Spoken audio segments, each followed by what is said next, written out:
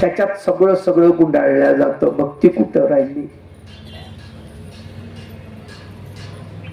माहीतच नाही ना भक्ती कशाला म्हणायचं. आम्हाला कल्पनाच नाही त्या गोष्टीची, म्हणून आम्ही दरिद्री आहोत.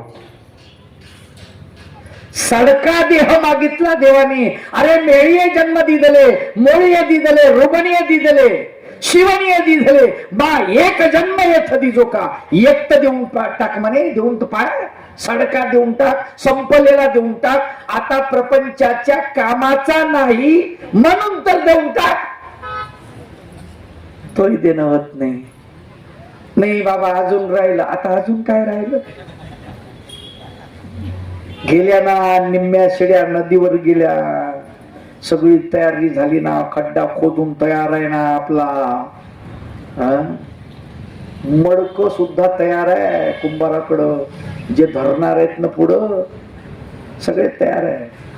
तुम्हाला असं वाटतं का तयारी नाही झाली?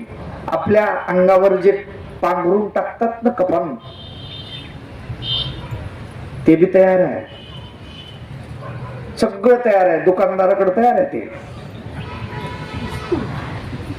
बाशे तयार आहेत, मडक तयार आहे, सुतोळी तयार आहे, सगळं तयार आहे. एवढंच काय, रडणारे सुद्धा तयार आहेत. श्वास धरून बसलेत असे आपल्याकडे पाहत. आपला श्वास गेला का त्यांचा आवाज बाहेर निघला. कसं झालं माय आता होती बघा लगेच. सगळं तयार आहे, सगळं तयार आहे. आपल्याला असं वाटतं का नंतर तयारी होईल? सगळं तयार आहे. मीठ तयार आहे, खड्डा तयार आहे, नेणारे तयार आहेत, दाबून देणारे तयार आहेत, पुन्हा दशकरा घेणारे आमच्यासारखे बाबा लोकही तयार आहेत. सगळं तयार आहे. तुमचा मरायचा अवकाश आहे फक्त. तुम्ही मेले की जमलं काम. येथे कुणी ना कुणाचा देवा विना या जीवाचा. म्हणून आपण दरिद्री आहोत. लक्षात. व्याधीत आपल्याला बिमारी लागलेली आहे. काय लागली आहे? बिमारी. बिमारी, व्याधी म्हणजे बिमारी. कशाची बिमारी लागली? विषयाची बिमारी लागली आपल्याला. आणि त्या बिमारीनं आपण परेशान झालो. दरिद्री व्याधीत बिमार आहोत आपण. बिमार. आपले डोळ्यामध्ये विषय आहे, कानामध्ये विषय आहे, नाक सुद्धा विषयाच सुंगन करत. स्पर्शेंद्रिय, सगळे ज्ञानेंद्रिय, श्रोत्रम चक्षुस्पर्शनम रसनम घ्राणमेवच, सगळे पंच ज्ञानेंद्रिय विषयाचं आकलन करतात. आपल्याला बिमारी लागली. बिमारी.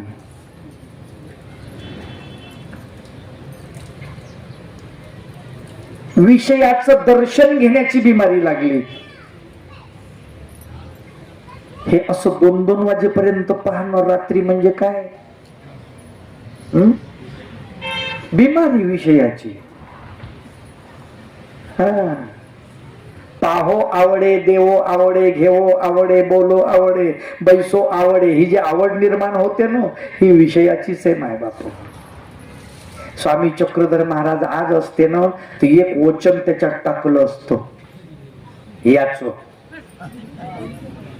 सूत्रपाठामध्ये, आणि त्याचं पारायण करावं लागलं असतं आपल्याला. देव म्हणले असते, तुम्हा मोबाईल म्हणजे हा गर्दडागा. खड्ड्यात पडसान तुम्ही मोबाईल वापरला तर, असं देव म्हणले असते. आज असते भगवंत. येडे झाले लोक, येडे मोबाईल येडे.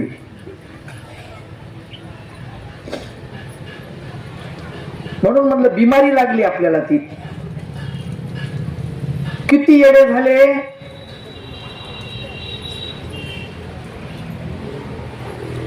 रात्री 2 वाजता पोरायची गोदडी उचकायची अशी. पोट्टे काय करते, पोरं पोरी रात्री झोपते ना, गुडघे अशी वर करते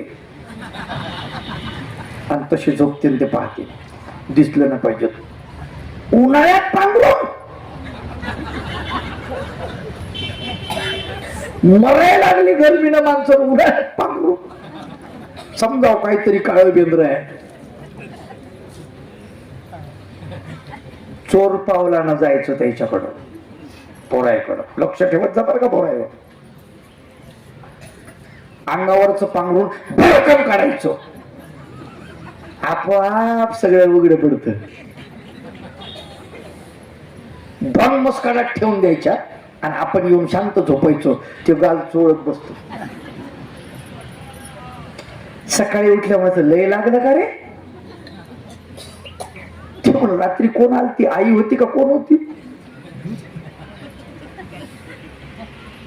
पागल झाले ना लोक. बिमारी नाही तर काय मला सांगा.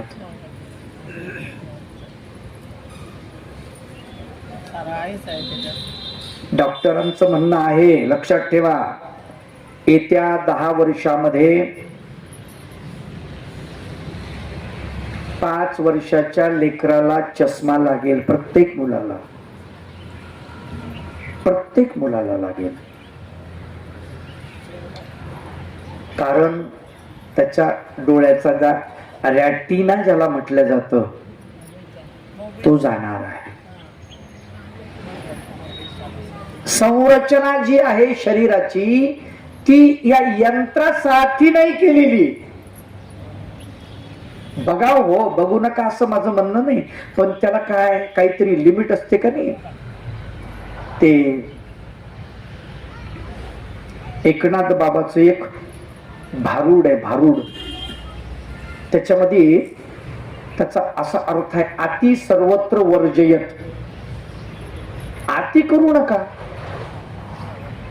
ठीक आहे, तुम्हाला पाहायचं बघा, काही अडचण नाही, पण त्याला लिमिट पाहिजे.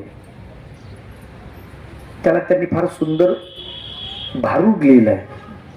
अरे ऊस गोड झाला म्हणून काही मुळा सहित खावा. ऊस गोड झाला म्हणून काही मुळा सहित खावा. गावचा पाटील झाला म्हणून काही गावाच बुडवावा. अरे कृष्णा अरे काना मनोरंजन मोहना. आती करू नये. आपलं आती चाललेलं आहे. याचा अर्थ आपण बिमार आहोत, दारिद्री व्याधीत आणि मूर्खता आहोतच.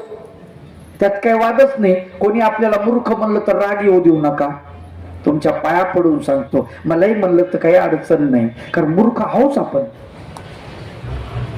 सिद्ध केलं आपण आपल्या कृतीनं आपण मूर्ख आहोत म्हणून. कसं सिद्ध केलं? जर आपण शहाणे असतो तर देवानं ज्ञान दिल्यानंतर त्याच सृष्टीत आपला उद्धार झाला असता, निघून गेलो असतो आपण कैवल्य पदाला. आतापर्यंत राहिलो याचा अर्थ मूर्ख. बरोबर आहे? ऐकलं नाही ना देवाचं. ऐकत कोण नाही? शहाणा माणूस ऐकते, मूर्ख ऐकत नाही. आपली मूर्खात गंती झालेली आहे.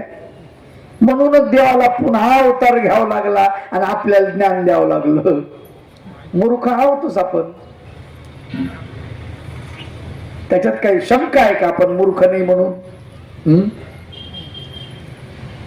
मूर्ख अजून कोणाला म्हणतात? एकदा चुकला ती दुरुस्त केली, पुन्हा चुकायला नाही पाहिजे ना. पुन्हा पुन्हा ती चूक करतो आपण, म्हणजे मूर्खच नाही तर काय? दरिद्री व्याधित मूर्ख प्रवासी. प्रवास तर आपला चालूच आहे. अनंता सृष्टी प्रवास करतोय आपण. किती सृष्टी गेल्या माहित नाही, किती जन्म गेले. आहे की नाही?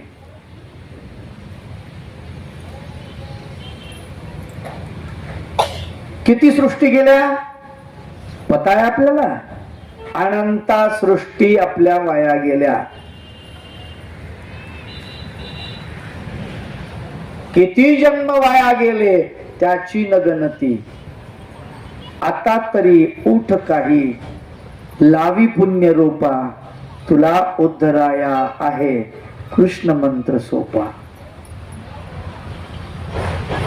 मानवा करी तो का, मानवा करी तो का, अशा जन्म खेपा, तुला उद्धराया आहे कृष्ण मंत्र सोपा. तुला उद्धराया आहे कृष्ण मंत्र सोपा. रे स्वतःचा उद्धार करून घे, का मूर्खासारखं करतोस रे बाबा. दरिद्री व्याधीत मूर्ख प्रवासी आपण फिरत आलेलो आहे. कधी प्रवास थांबेल माहित नाही देवा.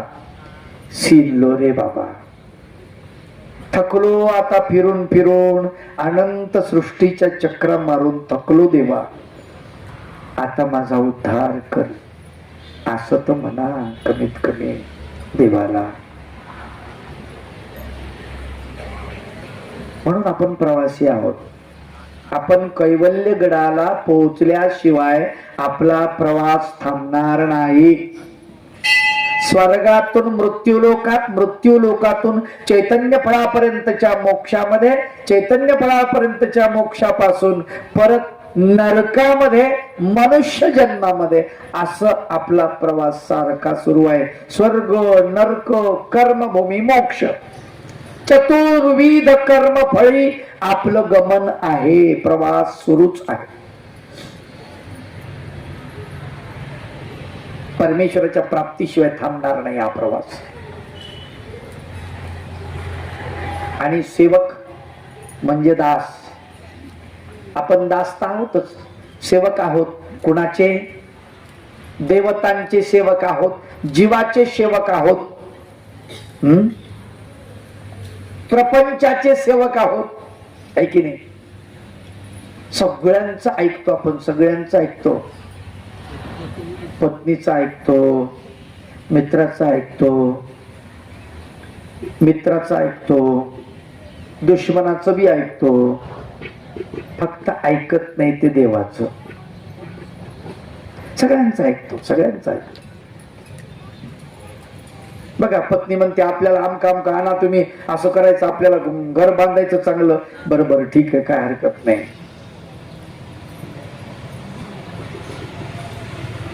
सगळ्यांचे सल्ले घेतो, सगळ्यांचं ऐकतो आपण. फक्त देवाचं ऐकत नाही. ज्याचं ऐकायला पाहिजे त्याचं ऐकत नाही. आपण सगळ्यांचे सेवक आहोत. आहे की नाही? पत्नीचे सेवक, पतीचे सेवक, मुलाचे सेवक, बहिणीचे सेवक, भावाचे सेवक, मेहुण्याचे सेवक. हाव दाजी तुम्ही म्हणसान तसं, हाव दादा तुम्ही म्हणसान तसं. पण देवाला म्हणतो का हाव देवा तुम्ही म्हणसान तसं? नाही, देवाला मात्र म्हणत नाही. आपण सेवक प्रपंचाचे, आपण सेवक विषयाचे. विषयाचे दास बनून राहिलोत आपण. कोणाचा दास बनायला पाहिजे? परमेश्वराचा दास, परमेश्वराचा सेवक बनायला पाहिजे. परमेश्वराचा दास बनत नाही, परमेश्वराचा सेवक बनत नाही आपण. संत देवाचे दास झाले. औसा म्हणते देवा भगवंता चक्रधरा आम्हाला सेवा द्या, नाही तर दास्य द्या. देव म्हटले नाही, सेवा दास्य नागदेवाचार्याकडे. जी जी सेवा बी नागदेवाचार्य आणि दास्यही नागदेवाचार्याकडं, आमच्याकडे काहीच नाही. स्वामी म्हणतात एवढंच म्हणा, दासो अहम. एवढं भरपूर आहे म्हणले. दासो अहम न पुरे नाही का? एवढं पुरेसं नाही का म्हटले? मी कृष्णाचा दास आहे म्हणा ना. असं मी चक्रधराचा दास आहे असं म्हणा.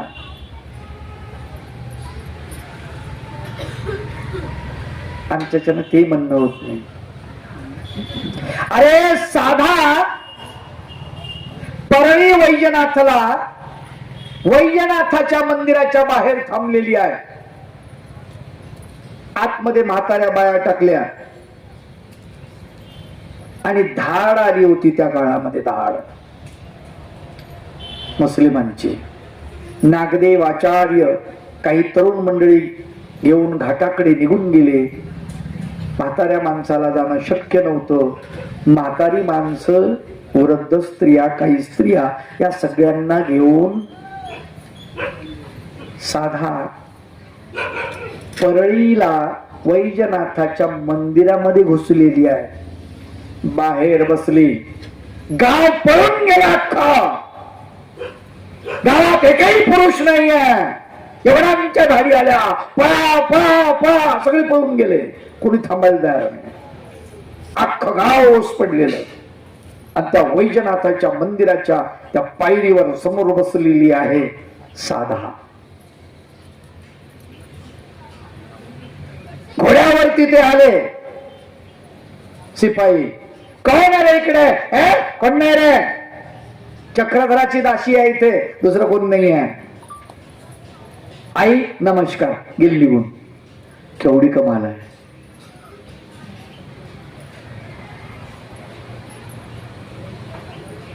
या बाईमध्ये एवढी ताकद आली कुठून? नागदेव आचार्य म्हणतात, आज साधेमुळे वैजनाथ वाचला, नाहीतर या मुसलमान लोकांनी वैजनाथाच्या पिंडीचे तुकडे करून टाकले असते. एकदा असंच वैजनाथ वरून चाललो, त्या परळी वैजनाथ वरून. कोणीतरी म्हणले, बाबा हे न पाळतंय, प्रचंड न पाळतंय, इथून आपण कशाला जायचं? म्हटलं काही करत नाही ते, न पाळतं, मला काय करणार आहे? अरे माझ्या साधेनं, माझ्या देवाची शिष्य साधा, तिने याला वाचवलेला आहे, हा मला काय करणार आहे?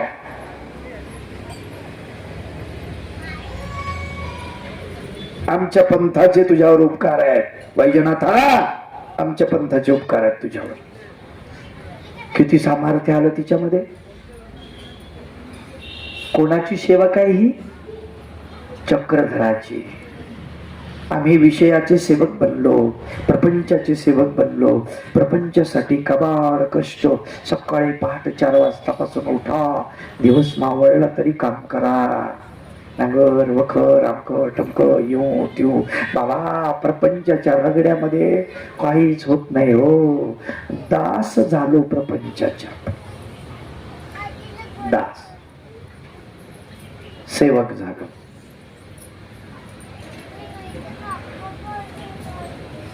म्हणून महर्षी व्यास म्हणतात,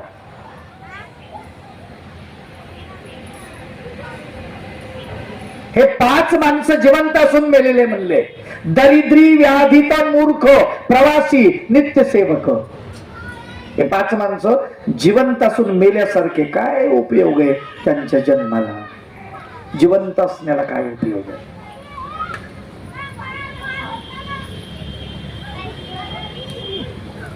म्हणून आमचं जीवन उज्ज्वल बनलं पाहिजे. तेच ग्रंथकार ते सांगतात.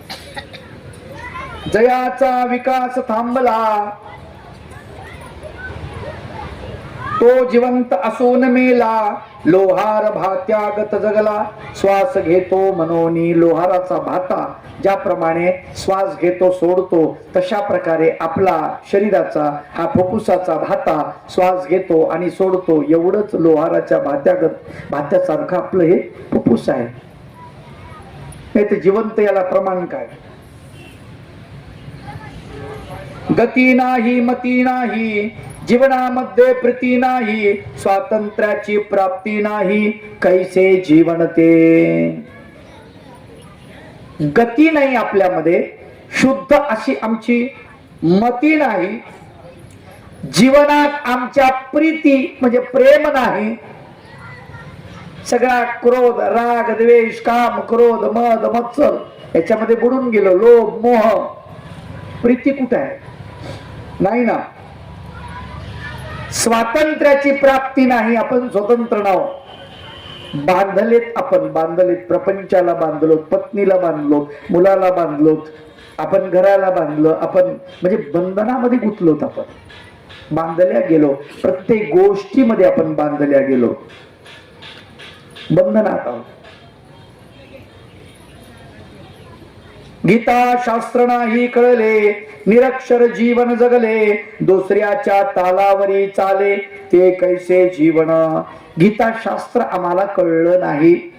काय सांगितले भगवंतानं, गोपालकृष्ण भगवंतानं ते नाही समजलं, आणि आमचं जीवन कसं निरक्षर जगलो, आम्ही अक्षर शत्रू होऊन जगलो, दुसऱ्याच्या तालावर आपण चाललो. है का? दुसऱ्याच्या तालावरच आहे की नाही. लग्न कोणाचं? आपलं. तिथी कोण पाहत? ब्राह्मण. काऊन? तुम्हाला दिसत नाही का? तुम्हाला कळत नाही? हे आम्हाला समजत नाही. लाज वाटायला पाहिजे. तुम्ही लग्न करता चांगल्या तिथीवर बघा ना पंचांग. तुमचं लग्न लावायचं पाहायसाठी ब्राह्मणाकडे जावं लागते. बरोबर आहे? लग्न तुमचं लावतं कोण? ब्राह्मण. अवघडच गोष्ट आहे. बरं, ते म्हणतं तसं म्हणावं लागतं. ते म्हणतं डोळ्याला पाणी लावा. आपण डोळ्याला पाणी लावतो. डोळ्याला पाणी का लावा हे काही विचारलं कोणी? का रे भाऊ डोळ्याला पाणी का लावा म्हणतो? आपण काही विचारत नाही, ते काही सांगत नाही. अरे डोळ्याला पाणी यासाठी लावतात, झोप नाही आली पाहिजे. येण्याचा कारभार आहे, अवघड आहे, समजतच नाही आपल्याला. अभ्यास करा माय बाप हो, लक्षात घ्या. प्रत्येक गोष्ट त्याला विचारायची का? ब्राह्मणाला हा मुहूर्त कधी, तो मुहूर्त कधी, आमका मुहूर्त कधी, तमका मुहूर्त कधी. आणि तू बघ ना, तुलाही कळतं ना शुभ वेळ कोणती आहे, अशुभ वेळ कोणती आहे. तुला नाही समजत, शुभाशुभाच्या मागे लागला. तुला समजायला पाहिजे, ज्या वेळेला कार्याची पूर्ती होते असं समजलं जातं ती वेळ शुभ वेळ आहे. छत्रपती शिवाजी महाराजांनी सगळ्या चढाया अमावस्येच्या रात्री केल्या. मग हिंदू माणूस अमावस्येला कुठलं काम करतो का सांगा बरं? कुठलंच करत नाही. मग छत्रपती शिवाजी महाराज येडे होते का? कमाल आहे की नाही. शत्रू बेसावध राहणार आहे, शत्रू गफलतीत राहणार आहे. शत्रूला माहिती आहे आज कुठलाही हिंदू चांगलं काम करणार नाही, शुभ काम करणार नाही. आणि छत्रपती शिवाजी महाराजांनी ते ताडलं, डोक्यामध्ये लक्षात घेतलं, याच दिवशी चढाया करायच्या. जेवढ्या चढाया केल्या त्याच दिवशी केल्या आणि सगळ्यात जिंकल्या. याला म्हणतात शुभ वेळ. काही म्हणले दीक्षा घ्यायची, पण पंचांग सांगा ना कोण्या दिवशी घेऊ. आता दीक्षा घ्यायला काय पंचांग बघावं लागतं? अरे जेव्हा तुझ्या मनात आलं दीक्षा घ्यायची त्याच क्षणाला एखाद्या भावाकडे जा, काहीची काला माझी शेंडी कापा देवाला, आताची शुभ वेळ आहे. ज्या वेळेला माझ्या मनात आलं दीक्षा घ्यायची तीच वेळ शुभ आहे. दुसरी कुठे वेळ आहे शुभ? सकाळी घ्या का संध्याकाळी घ्या, कोण्या वेळेला घ्या. अरे कोण्याच वेळ नाही. आता रात्रीतून मेला तर काय करशील? बरोबर आहे का नाही? गॅरंटी काय हो? रात्रीतून मेला काय करायचं? शुभ वेळ पाहायची, असं करा तसं करा. तमाशाला जाताना नाही पाहत शुभ वेळ. गावात तमाशा आला त्यावेळेस चला चला पटकन चला, आप्पा चला, नाना चला, दादा चला, जाऊ तमाशाला जाऊ. शुभ वेळ बघ ना जरा, पंचांग पाय, बामणाला विचार. रस्त्यात काही झालं तुझं तर बैलगाडी उलटली मेला समजत होतं, नाही असं कसं होईल. आणि मग तीर्थाला जायला पाहू बरं पाहतो वेळ, शुभ वेळ पहा. पौर्णिमेच्याच दिवशी गेलो पाहिजे देवाला. काऊन? इतर वारी काही देव पावत नाही का? का देव तिथं हजर नसतो मंदिरामध्ये? पौर्णिमेलाच हजर असतो. अवघड गोष्ट आहे. प्रचंड गर्दी असते यात्रेच्या टायमाला. आता जायचं देवाची यात्रा दांडी पौर्णिमेला, हा गर्दी, तोबा गर्दी, फुल एकामेकाचे पाय तुडवत लोक पिशव्या तुडवत चालले पुढं. कोणाला लाता मारतील, कोणाला धक्के मारतील, पुढे कोणाचे मोबाईल चालले, कोणाचे गळ्यातले चालले. कुठे गेलो देवाला? गेलं ना पाकिट इकडं. दुसऱ्या दिवशी काही देव नाही तिथं जायचं. देव हे यात्रेत मजा येते, मजा करायला देवाला चालले. देवाला जाणं म्हणजे मजा करणं नाही का? मजा करायला चालले का देवासाठी चालले? यात्रेच्या टायमाला सिनेमे आहेत, तमाशे आहेत. देवाचं दर्शन घ्यायचं, तमाशात घुसायचो. अरे पठ्ठ्या, इकडे बारीला लागायचं रांगेमध्ये, देवाला विडा व्हायचा. पत्रम पुष्पम बलम तोयम यौमे भक्त्या. तिकीट काढून ठेव बरं तमाशाचं. अरे वा, अवघड कधी. काय म्हणायचं या माणसाला? इकडं झक मारणं किती मारायची तिकडे, इकडे तो आगाव काम करतोच आहे. तिथं जाऊन आगाव काम कशाला करतो? देवच करू ना बाबा. तिथे थंडीमध्ये कुडकुडत बसला पाहिजे, रात्रभर स्मरण केलं पाहिजे. थंडी चक्रधरा चक्रधरा असं म्हटलं पाहिजे. थंडी वाजता वाजता तेव्हा देव पावन, तसा नाही पावन. रांगीमध्ये पाय दुखले पाहिजे, उभे गुडघे दुखले पाहिजे. हळूहळू रांग पुढे चालली, तेव्हा कधी भेटशील रे बाबा असं म्हटलं पाहिजे. तळमळ अंतकरणात. मागच्या दरवाजाला 500 रुपये देऊन घुसू नको. लय पठ्ठे बहादर आहेत काही. आणि आपल्याला सांगतात मी पुन्हा, बाबा गेलो पटकन आलो. कस काय? मागून गेलो लगेच. मला पाहिल्या पुजारी बन सोडून दिलं. काऊन? 500 रुपये. त्याला वाटते जाऊ दे, जायचं तर जाय तू. अरे पण जी मजा रांगेमध्ये उभं राहून करण्याची आहे, ती मजा पाठीमागच्या बाजूनं जाऊन करण्यात मजा नाही. कळायला पाहिजे.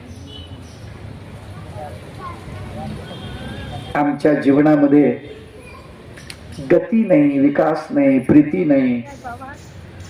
लोहार भात्यागत आमचं जीवन आहे, नाही का?